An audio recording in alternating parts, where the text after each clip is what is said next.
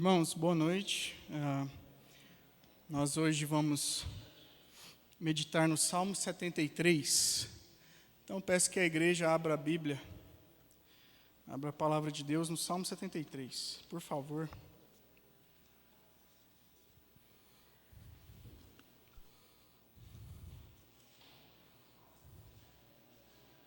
Salmo de Asaf, líder de música, líder de louvor,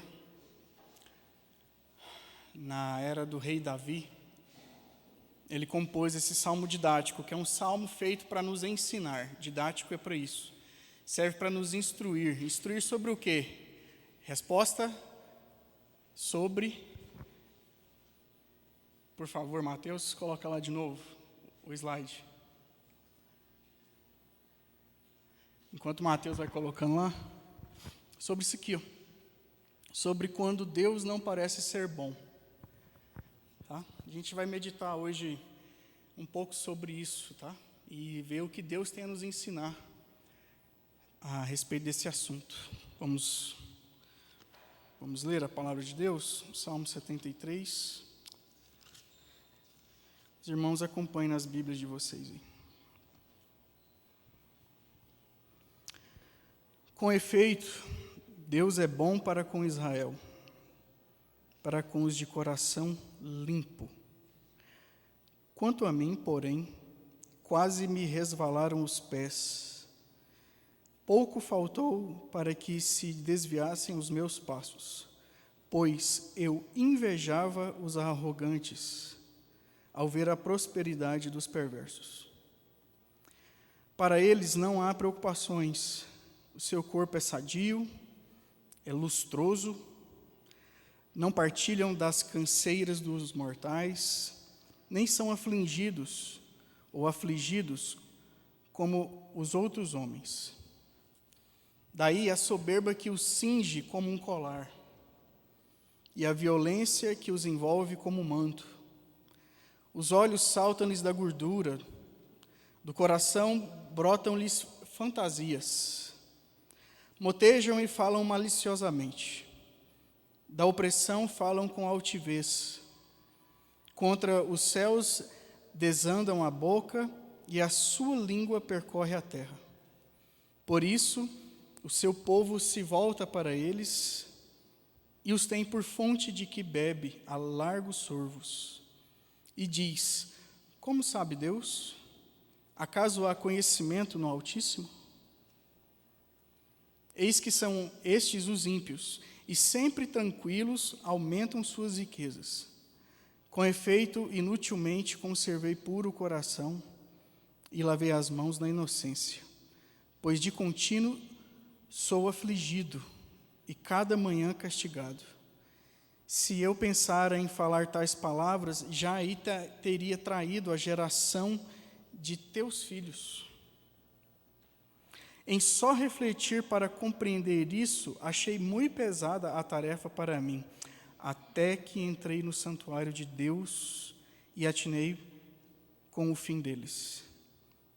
Tu certamente os pões em lugares escorregadios e os fazes cair na destruição. Como ficam de súbito assolados, totalmente aniquilados de terror. Como ao sonho, quando se acorda, assim, ó Senhor, ao despertares, desprezarás a imagem deles. Quando o coração se me amargou e as entranhas se me comoveram, eu estava embrutecido e ignorante, era como um irracional à tua presença. Todavia estou sempre contigo, tu me seguras pela minha mão direita. Tu me guias com o teu conselho e depois me recebes na glória. Quem mais tenho eu no céu? Não há outro em quem eu me compraza na terra. Não há outro em quem eu me compraza na terra. Ainda que a minha carne e o meu coração desfaleçam, Deus é a fortaleza do meu coração e a minha herança para sempre. Os que se afastam de ti, eis que perecem. Tu destróis todos os que são infiéis para contigo. Quanto a mim, bom é estar junto a Deus. No Senhor Deus ponho o meu refúgio para proclamar todos os seus feitos. Até aqui a palavra do nosso Deus. Tá? Vamos orar, pedir a Ele graça para iluminar os olhos do nosso coração. Senhor, nós pedimos-te que o Senhor nos fale através desse salmo e que possamos passar aqui juntos como igreja, ó Deus, meditando na Tua bondade, apesar, ó Deus, da maldade que nós percebemos nesse mundo. Consola-nos, ó Deus, nos alerte, nos faça observar, ó Deus, e ver e esperar as coisas do alto. Nos ajude a perseverar em Jesus, ó Deus. Ilumina os olhos do nosso coração, para que entendamos a Tua palavra. Em nome de Jesus, ó Deus, te pedimos essas bênçãos. Amém. Amém.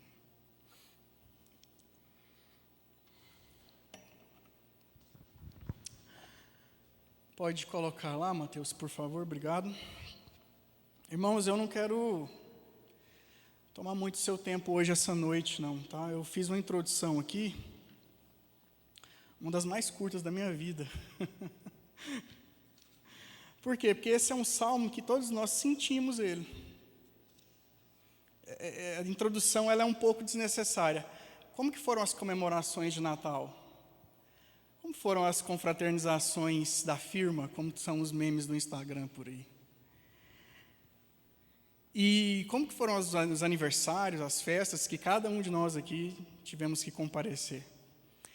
Não chegou, fala a verdade, Deus é testemunha aqui, não é o Danilo, Deus é testemunha. Não chegou aquele momento em que você não se perguntou exatamente igual o salmista? Talvez não nesse Natal agora, nesse mês de dezembro, por exemplo, mas em outras épocas da sua vida. Será que você nunca se perguntou por que sua vida não prospera e a vida do seu próximo, que nem teme ao Senhor, parece ir de bem a melhor? A gente faz essa pergunta, conscientes dela ou conscientes dela. Meu desejo é que esse salmo fique no nosso coração hoje e que ele esteja na retrospectiva de 2026, não na de 2025, mas pelo menos a de 2026. Que esse salmo apareça em tudo aquilo que a gente se lembrar do que nós aprendemos ao longo do ano que virá. Ele é um bom salmo, a gente vai ver por quê, porque ele lida com o problema do mal de uma maneira muito singular na Bíblia, e eu quero então me atentar logo para isso. Ele também é um bom salmo porque a mensagem dele é para corações vacilantes, como o meu, Danilo, que por ver uma bênção um pouquinho melhor na vida de um irmão, isso já me causa um desprazer um tanto quanto significativo. Para não dizer que eu realmente estou invejando aquele irmão, ou até mesmo cobiçando as coisas dele. A mensagem de hoje é para corações não somente vacilantes na fé, mas tristes ou amargurados pelo que andam vendo e sofrendo no mundo. Tem alguém aqui chateado com o que vocês estão vendo no STF do Brasil?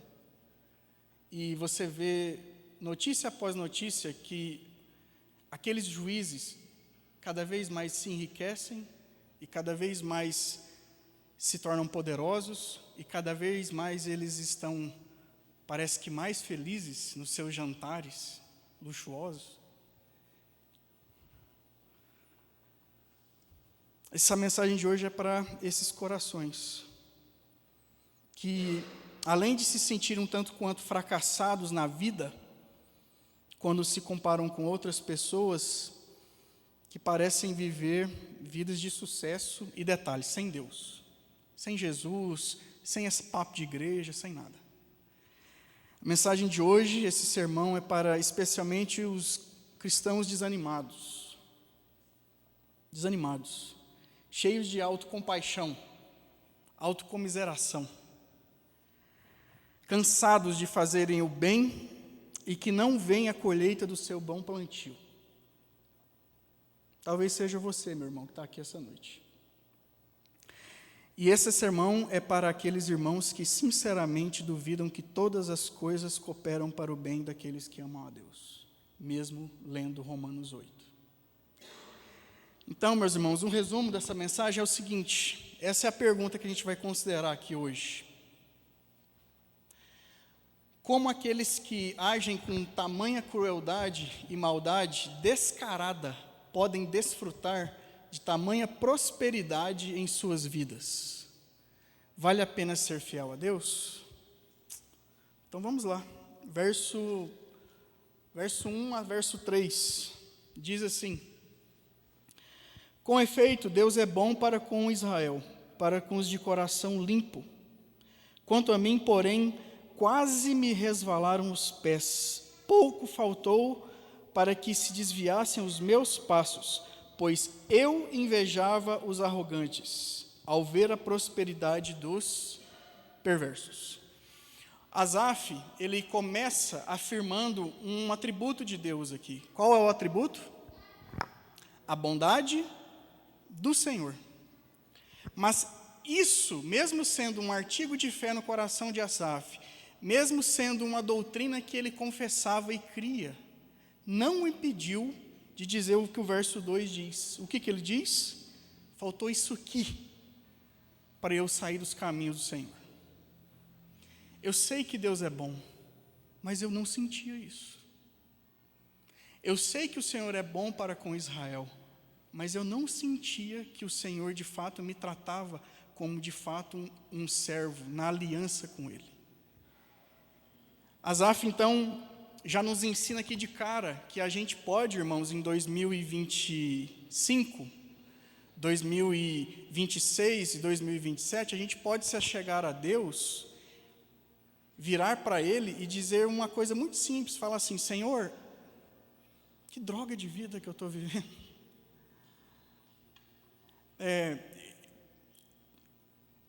Eu creio que o Senhor é Deus bom, o Senhor também é Deus justo, o Senhor é Deus verdadeiro, o Senhor é Deus onisciente, onipotente, o Senhor é um Deus de misericórdia, o Senhor é Deus santo, mas, Senhor, minha vida não está muito boa, não. Eu tenho passado por algumas situações dentro do meu coração que eu preciso falar com o Senhor. Eu preciso, de fato, mostrar para o Senhor o que está pegando dentro de mim, na minha alma. Né? E aí ele diz, por que ele quase deixou o Senhor, quase deixou a igreja, quase deixou a adoração na igreja, ao culto ao seu nome. Verso 3, eu invejava os arrogantes. O que é inveja? Inveja é eu me alegrar com a desgraça do outro. Inveja é eu sentir prazer nas conquistas do outro. Ou melhor dizendo, é o contrário, né? Eu sentir um desprazer nas conquistas do outro. E, na verdade, eu choro quando o outro conquista, quando o outro é bem reconhecido, quando o outro vai bem, quando o outro é feliz. A inveja, ela inverte o mandamento do Senhor Deus, que diz para que nós devemos chorar com os que choram e se alegrar com os que se alegram. Asaf invejava aqui especificamente pessoas que não temiam a Deus, pessoas que não cultuavam ao Senhor, pessoas arrogantes, inclusive. Elas são descritas aqui do verso de número 4 até o verso de número 12. E, irmãos, antes da gente focar nessa descrição aqui que Asaf faz dele, uma coisa que é certa, isso não é uma característica só de Asaf. E eu preciso ler com vocês aqui nesse momento, Jó, capítulo 21, abram a Bíblia de vocês, em Jó, capítulo 21, verso de número 7, até o verso de número 15. É um texto importante para a gente também entender, em mais uma passagem das Escrituras, uma dinâmica parecida com essa do Salmo. Jó 21, do verso 7 ao verso 15, diz assim: Como é, pois, que vivem os perversos, envelhecem e ainda se tornam mais poderosos? Seus filhos se estabelecem na sua presença, e os seus descendentes ante seus olhos. As suas casas têm paz, sem temor, e a vara de Deus não os fustiga. O seu touro gera e não falha, suas novilhas têm a cria e não abortam. Deixam correr suas crianças como a um rebanho, e seus filhos saltam de alegria. Cantam com tamboril e harpa e alegram-se ao som da flauta. Passam eles os seus dias em prosperidade e em paz descem à sepultura. E são estes os que disseram a Deus: retira-te de nós. Não desejamos conhecer os teus caminhos. Que é o Todo-Poderoso para que nós o sirvamos? E que nos aproveitará que lhes façamos orações. Jó, refletindo nos seus dias a mesma realidade do salmista Asaf, nos seus dias. E nós hoje? Como que está o seu coração quando você contempla o seu vizinho? Como que está o seu coração quando você vê no seu trabalho gente que não merecia estar naquele cargo, mas está? Como que está seu coração quando você, na sua família, percebe que tem um monte de gente que não está nem aí para a fé em Jesus Cristo, e eles parecem que vão cada vez mais, e cada vez mais, mais e mais, tendo uma vida melhor? Como que está o seu coração diante dessas realidades que a gente vê por aí o tempo todo? Isso não é uma questão da época de Jó, da época de Asaf, nem da nossa época. Isso vai existir em 2099, se o Senhor não retornar. Sabe por quê, irmãos? Por uma única questão. Deus nunca nos prometeu aqui nessa terra, nunca prometeu à igreja dele, dias fáceis. Ainda que a teologia da prosperidade faça esse tipo de promessa, Deus nunca o fez. E nunca o fará. Inclusive, ele diz na sua palavra que teremos aflições. Na sua palavra também diz que não só teremos aflições, mas ele pede para que tenhamos bom ânimo. Mas o mesmo Jesus que diz isso, inspirou esse salmo. O mesmo Jesus diz que nós devemos ter bom ânimo, ele nos dá esse salmo para que a gente aprenda também a, no desânimo da vida, no desânimo da existência, a gente a processar a nossa dor como convém. Isso aqui é muito importante, porque isso aqui não é só uma questão terapêutica, isso aqui é uma questão de sobrevivência da nossa fé.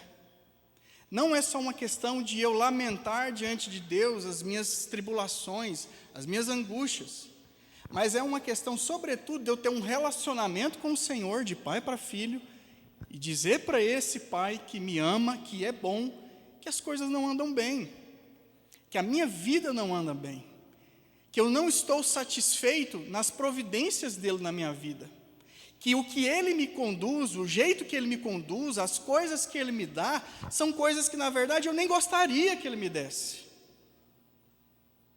Esse salmo está aqui hoje, portanto, para nos preparar, dia após dia, ano após ano, que nós temos um relacionamento com o Senhor, que cabe sim a gente dizer para Ele, como Asaf disse, como Jó disse, que as coisas não andam bem, que o nosso coração não está satisfeito na graça que Ele nos dá, que falta.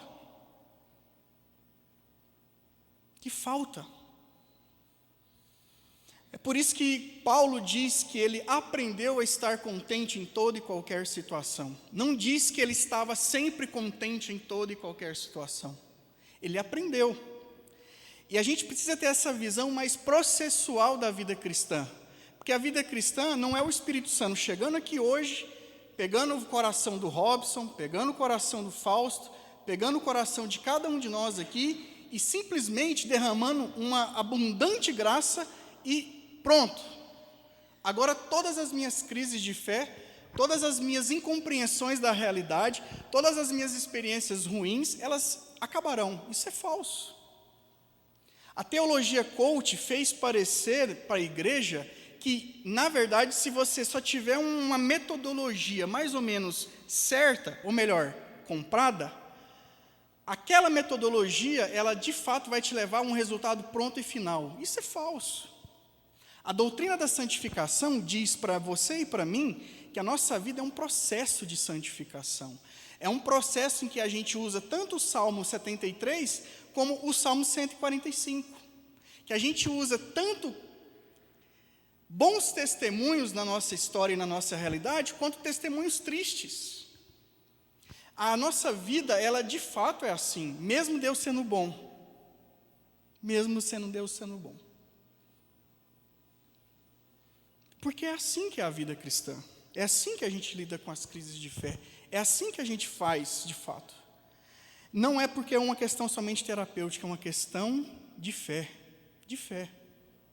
De fé em Jesus, no nosso Deus.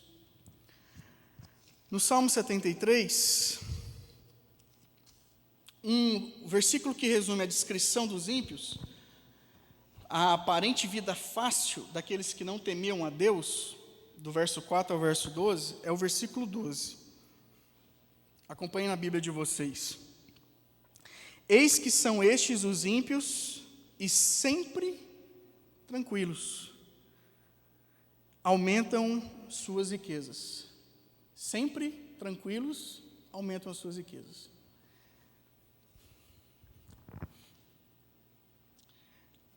Isso aqui descreve muita coisa na nossa vida, que a gente nota e observa, talvez a gente não tenha coragem de dizer. O pastor Emílio Garófalo, pregando nesse texto, ele diz uma frase muito importante, abre aspas. Muitas vezes, quem perde o sono para conseguir pagar os boletos é o crente, e não o descrente. Muitas vezes, quem fica na fila do desemprego é o crente, e não o descrente. Muitas vezes, quem está sofrendo com as canseiras do cotidiano, com as filas, com as frustrações, com o trânsito, com o pneu furado, com as 5.000 coisinhas que dão errado o dia inteiro, é a gente, o crente. Os meus planos, por exemplo, diz o pastor Emílio, vivem sendo frustrados por Deus. É uma loucura. Eu faço o plano da semana, coloco ele no planner, mas na segunda de manhãzinha já bagunçou tudo a minha agenda. Tudo. Os meus amigos falam para mim o seguinte: faça a sua agenda a lápis, Emílio. É melhor. Faça a sua agenda a lápis. É assim a vida. É assim a realidade. É assim 2026. Será assim 2027. Será assim 2028. É assim. É isso que a gente vê. É isso que a gente vê. Tá? O pastor Alex uma vez me contou algo que eu nunca esqueci. Ele disse o seguinte, citando um outro amigo dele. Ele disse que se você quiser fazer com que Deus ria hoje, conte a Ele os seus planos. Se você quiser fazer Deus hoje dar umas boas risadas, fale a Ele sobre os seus projetos. Eu entendi o que o pastor disse para mim. É porque a gente às vezes tem tudo tão bonitinho, certo, né? Sem câncer, sem desemprego, sem imprevistos, sem aquele parente enchendo o saco, como a gente diz, sem crise no casamento. E a gente idealiza cenários e parece que a nossa fé, ela acompanha isso, né? Tanto é que a gente até deixa de ler salmos como esse na Bíblia. Porque esse salmo, meus irmãos, ele não aparece nas nossas leituras devocionais tanto assim. Convenhamos, né? Mas é um salmo muito importante, exatamente para o quê? Para que a gente encare o nosso coração diante do Senhor Deus. Para que a gente encare a realidade e viva de fato, buscando não só viver em santidade diante de Deus, o que é muito importante, mas viver também de maneira o quê? Autêntica, real, transparente diante de Deus. Irmãos, na boa, eu às vezes percebo isso assim claramente em algumas situações. Eu às vezes vejo irmãos assim, escandalizados com determinadas coisas que me fazem, às vezes, questionar um tanto quanto a fé deles está realmente preparada, por exemplo, para a vinda do anticristo final aqui nessa realidade. Alguns irmãos, eles simplesmente, talvez por um excesso de escrúpulos, ou porque talvez o Danilo aqui seja sem muitos escrúpulos também, né? Ou pode ser isso também. Mas alguns irmãos, eles às vezes se preocupam com determinadas questões mínimas da fé. Por exemplo, vou pegar um exemplo bem assim genérico, eu não estou me referindo a ninguém especificamente aqui da igreja, mas às vezes a cor desse carpete aqui, ó, às vezes é isso que prejudica o nosso caminhar da fé. Só que o que esse salmo está fazendo? Ele está focalizando nosso coração para, em vez de ficar preocupando com coisas de minúcias, de detalhes, de coisas exteriores ao nosso coração, que a gente mais volte os nossos olhos para dentro do nosso coração e enxergue dentro do nosso coração a necessidade de luz, de graça, em meio a tantas questões que a gente levanta, simplesmente vivendo. Questões como essas aqui, de ver a prosperidade do outro e se perguntar, bem, e eu? Que temo ao Senhor, que dou o meu dízimo, a gente coloca isso na conta também, né? Que dou o meu dízimo, que toco ao Senhor, que canto ao Senhor, que oro ao Senhor, que o professo, que o reconheço, e nada tenho. É disso que se trata a fé cristã. Não é coisa de fariseus, de moralistas, que só enxergam a exterioridade da fé.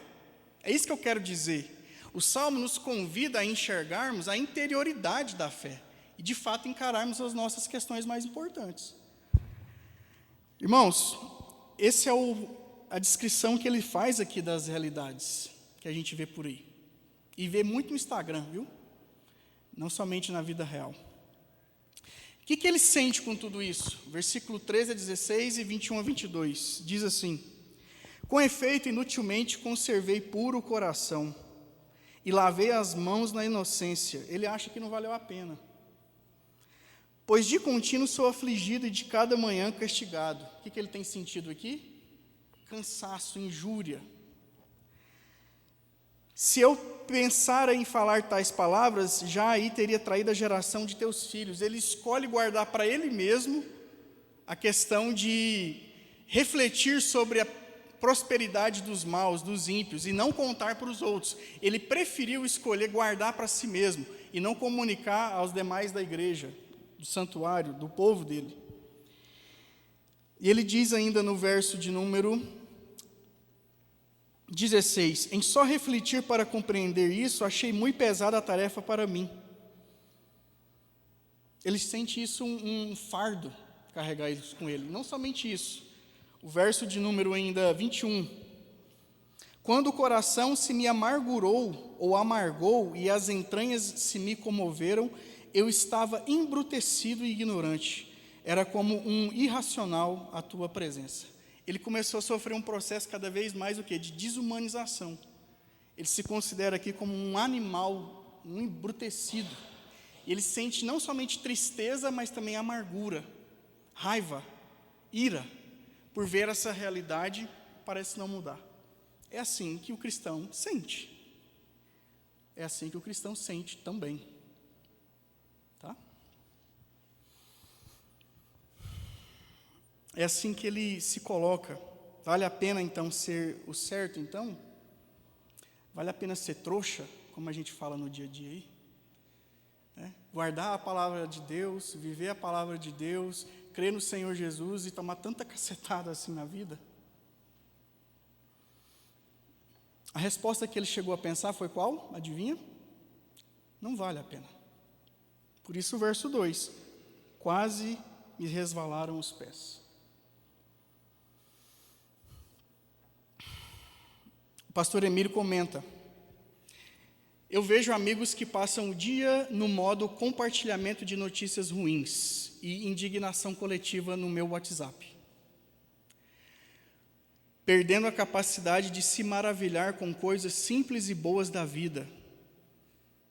Eles perdem a qualidade de serem gratas a Deus, e a vida é apenas isso. embrutecidos em amargura.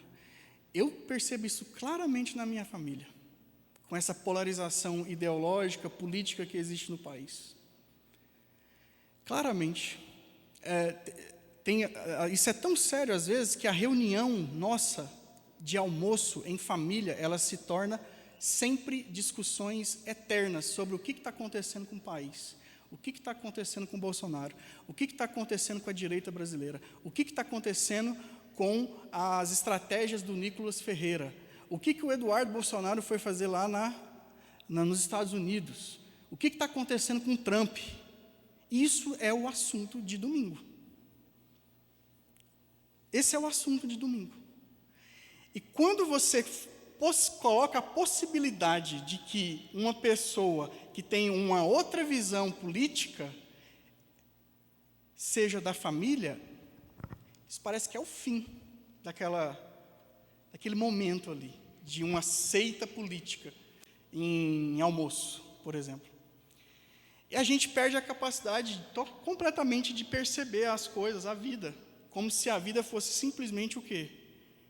A questão ligada à realidade política e econômica do país. É assim que tem se tornado. Eu tenho notado isso claramente na minha família. Claramente na minha família. Graças a Deus, não com a Pabline, mas na minha família como um todo. Tá? Como um todo. A gente até começa, e um tio meu disse isso para mim, a gente tem que começar a agir como a esquerda age, Danilo. Eles têm os seus métodos muito bons, e a gente a gente tem que largar de ser bonzinho, ou seja, vamos passar para o lado de lá e fazer o mesmo que a gente condena, que eles fazem? A gente começa a pensar nisso, a gente começa a cair num cinismo desesperado. Jó, capítulo 24, verso 12, abram comigo aí. Jó também caiu nisso, irmãos. Jó 24, verso 12. Diz assim: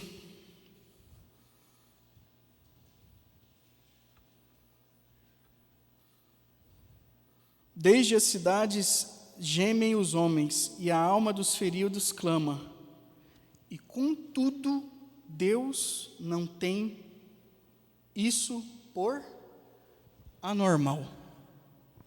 Quem que está dizendo isso? O servo do Senhor.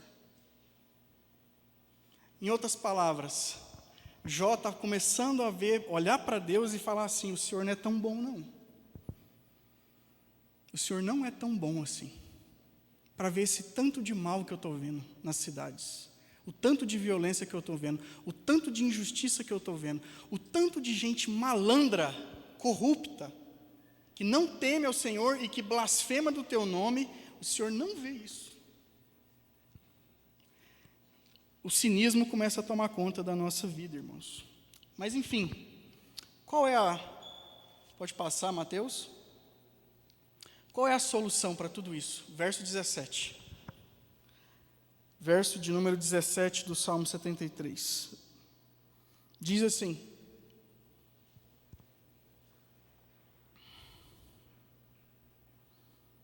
até que entrei no santuário de Deus e atinei com o fim deles. É aqui que está a mudança, portanto, de perspectiva desse servo do Senhor, que cobiçava e invejava a prosperidade dos maus, que mesmo afirmando a bondade de Deus, estava em crise de fé, até que ele então o quê? Veio para o culto. O que é o santuário, senão o templo? E o que é o templo, senão um lugar onde a gente cultua publicamente, em comunhão uns com os outros? Cultua a Deus. Há muitos benefícios que o culto público traz para todos nós aqui. Um deles é ajustar o nosso coração. Um deles é aumentar a nossa fé. Um deles é exercitar o amor entre nós, entre uns com os outros. Ainda que esse exercício ele não seja um exercício constante, ele é um exercício de amor, porque a gente começa a se preocupar um pouco mais com o outro. E sai daqueles nossos mundos individualizados, de bolha. O que acontece com a nossa esperança quando a gente está num culto público? nós somos rememorados da cruz de Cristo. Nós o quê? Cantamos ao Senhor os cânticos. Nós oramos com o nosso irmão Robson. Nós vemos as crianças aqui recitarem versículos, cantarem músicas. Nós tomamos a ceia. Nós vemos batismos na igreja. Nós celebramos juntos a morte e a ressurreição do nosso Salvador. E então a esperança, ela começa a ganhar olhos, e esses olhos começam a enxergar melhor a realidade, que não é simplesmente olhando para a vida do próximo, mas olhando para a vida como um todo. Olhando de fato para a verdadeira vida, para a verdadeira graça, que é a nossa salvação em Jesus. O culto público, portanto, ele existe para que nós adoremos a Deus na beleza da sua glória, na beleza da sua santidade, que nós de fato louvemos pelo que Ele é.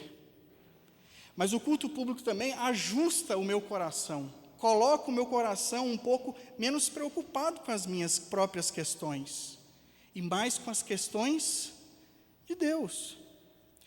O que o salmista está dizendo aqui é que a gente precisa, de fato, mudar a maneira da gente enxergar esse mundo cheio de maldade. E quando eu começo a enxergar o mundo pelo prisma da cruz, eu começo a entender, de fato, que, na verdade, eu estou tendo inveja de quem o quê? Verso 17. Atinei com o fim deles. O que significa isso? Significa que eu estou tendo inveja daqueles a quem, de fato, o Senhor Deus reservou juízos eternos. Eu começo a atinar, realmente a entender, a compreender quando eu estou no santuário de Deus, na casa de Deus, no templo de Deus, cultuando a Deus, eu começo a atinar o quê? Para a perspectiva da eternidade. E certamente uma aplicação desse texto muito própria no Novo Testamento é em 2 Tessalonicenses, capítulo 1. Abram suas Bíblias lá. 2 Tessalonicenses, capítulo 1.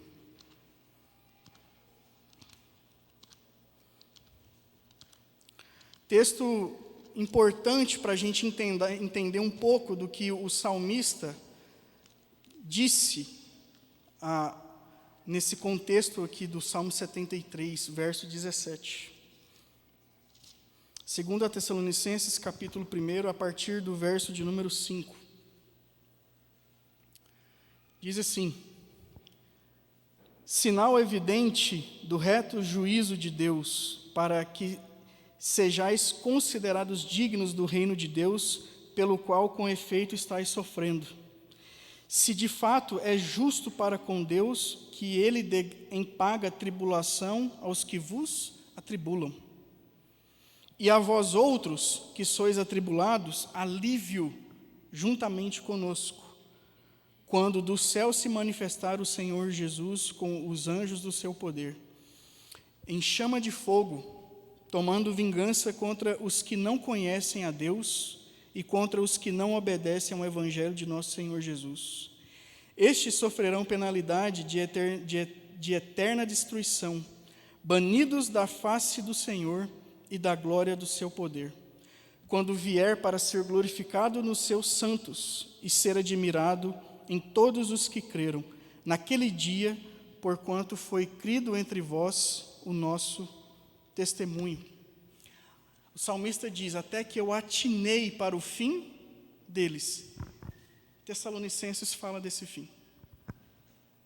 Portanto, quando eu começo a entender, colocar a eternidade no meu trabalho, nos meus relacionamentos, na política, e começo a entender o fim para onde eles estão indo, sem Cristo, é que isso faz eu mudar o foco.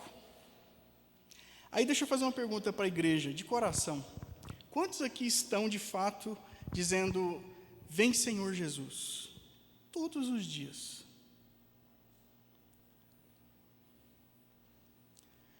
Quantos de nós desejamos ver Jesus?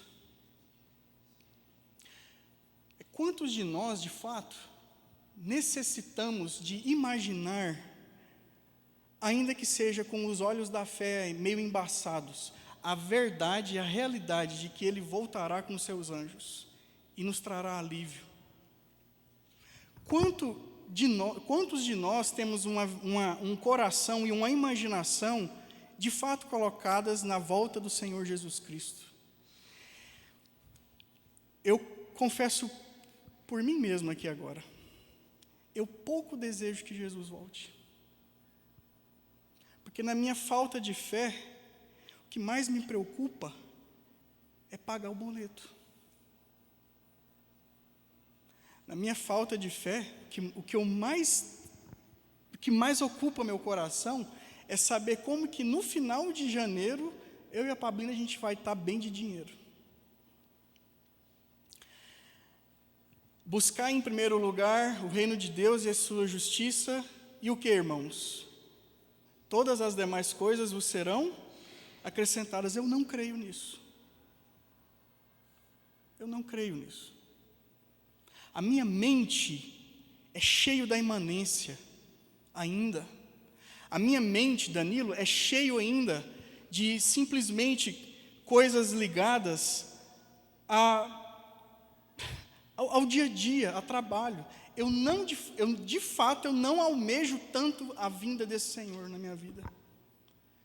E é aí onde eu começo a desejar aquilo que eu não deveria desejar, a sentir inveja daquilo que eu não deveria sentir inveja, a não encontrar contentamento nas coisas. Que 2025 ainda, e 2026, a gente possa fazer desse versículo 17 o centro da nossa história, o centro da nossa vida de fato, e orar por isso, pedindo ao Senhor que o quê? Pai, me ajude a entrar nessa igreja que eu congrego aqui, me ajuda, Senhor Deus, a entrar aqui na comunhão com os irmãos em adoração ao Teu santo e bendito nome, me ajuda aqui a entrar aqui e atinar para o fim deles, e o meu fim também, em Jesus. É isso que faz o salmista mudar o foco, a perspectiva, a enxergar o que de fato importa. Veja os versos 26 e 27, irmãos. Todavia, eu estou sempre contigo, tu me seguras pela minha mão direita, tu me guias com o teu conselho e depois me recebes na glória. Que mais tenho eu no céu? Não há outro em quem eu me compraza na terra, ainda que a minha carne e o meu coração desfaleçam. Deus é a fortaleza do meu coração e a minha herança para sempre. Nem parece que é aquele salmista lá de trás. Mas o que aconteceu aqui? O verso 17. O verso 17. Qual é o segredo, portanto, para eu não desanimar, para eu evitar mais a cobiça e a inveja na minha vida? A escatologia, a vinda de Jesus. Desejar cada vez mais que Ele venha. É isso que vai te livrar e me livrar de cada vez ter um coração mais depositado em coisas dessa terra apenas. É só isso. Tira a segunda vida de Jesus, o que sobra para nós? O que vai sobrar para nós? Simples, comamos, bebamos, porque amanhã morreremos. E nesse processo de comer, beber e saber que amanhã a gente morre, a gente não tem outra escolha a não ser se comparar uns com os outros e invejar uns aos outros e nunca olhar para o Altíssimo. Nunca olhar para o Altíssimo. A gente precisa sair daquilo que o Augusto Nicodemo chama de ateísmo cristão, de cada vez mais olhar para a nossa espiritualidade, para a nossa vida cristã, mas desconectar de alguma maneira todas as promessas, toda a realidade futura que Deus ainda tem para derramar sobre a igreja. A gente vive sem isso. A gente vive sem isso. Irmãos, eu apenas queria deixar essa mensagem aqui para vocês. Há muito o que falar ainda do Salmo, mas que o verso 17 fique aqui com a igreja, tá? Que a gente possa ter essa perspectiva da eternidade cada vez mais dentro dos nossos corações. Por último, aqui no slide, é uma perguntinha do Martyn Lloyd-Jones. a toda a igreja do Senhor Jesus. Ele diz o seguinte: você vem vivendo a vida cristã, lendo a Bíblia, trabalhando para Deus, e contudo os golpes vêm, um após o outro. Tudo parece estar indo mal. Uma dificuldade vem logo depois da outra. Agora, a única e simples pergunta que lhe quero fazer é esta: em face de tudo isso, você pode dizer, Deus é sempre bom? Talvez você tenha sido tentado a duvidar e de esperar. Não é pecado. A questão é, você foi capaz de lidar com a tentação? Você pode dizer no seu coração, todas as coisas cooperam para o bem, sem nenhuma hesitação? É aqui que está a nossa verdadeira questão. E quando começar a ver essas dúvidas, faça como o salmista fez. Jogue elas para Deus. Fale com o Senhor Deus. E peça a Ele para te ajudar a atinar para o fim deles. E também para o seu fim. Você que está aqui essa noite, saia certo do Evangelho. Saia certo do Evangelho. Num piscar de olhos, não vai mudar apenas 2025 para 2026. Vai mudar simplesmente da nossa vida no aqui para a nossa vida na eternidade. A única coisa que importa para você e para mim é apenas Cristo, mais nada. E a minha pergunta para você é simplesmente se Jesus de fato lhe trará alívio na sua vida. Ou se Ele vai trazer, como disse Paulo aos Tessalonicenses, o banimento da sua vida da face e da presença dEle. Pense nisso. Hoje é dia de você não somente pensar, mas tomar uma decisão. Tomar uma decisão importante para a sua vida, que não vai te custar nada, porque custou tudo ao Filho de Deus, Jesus Cristo. A única coisa que Ele nos pede é que a gente se arrependa e creia de fato nele de todo o coração. A gente precisa de fato entender que só por Ele, Jesus Cristo, a gente vai atinar corretamente para o fim de todas as coisas. É por isso que a gente precisa aqui dele, sair daqui certos de quem Ele é na nossa vida. O nosso Senhor, o nosso Salvador, o nosso amigo. Então, creia em Jesus. Confie de todo o coração nele. Proclame Ele como o seu Deus, o seu Senhor. Apenas isso. E aí a gente vai conseguir de fato, em 2027, 28, 29, 2099, passar por tudo que vier, se Deus assim permitir, olhando de fato para o fim de tudo. Que Deus nos traga essa compreensão mediante a revelação de Jesus no nosso coração, para que a gente não saia daqui da mesma maneira que a gente entrou. Que Deus e o Espírito Santo, portanto, encha o nosso coração de graça salvadora, e creiamos nele. Amém? Irmãos, vamos orar. Senhor, nos ajude em meio à perversidade e à maldade desse mundo, a achar e ver, ó Deus, e provar que o Senhor é bom, que o Senhor é Deus bom.